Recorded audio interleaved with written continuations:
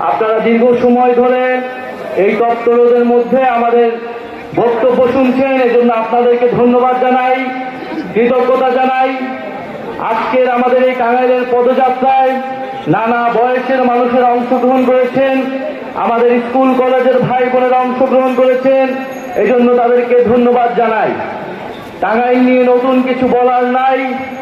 আমরা জানি বাংলাদেশের ইতিহাসে সংগ্রাম এবং প্রতিরোধের সবসময় সাক্ষ্য দিয়ে এসেছে এই টাঙ্গাইল।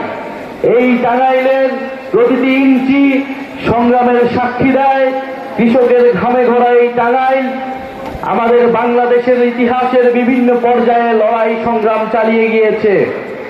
টাঙ্গাইলে আসলেই প্রথম যেই নামটির কথা বলতে হয় তিনি হচ্ছেন মেহনতি মানুষের নেতা, গণমানুষের নেতা মাওলানা হামিদ খান ভাসানী।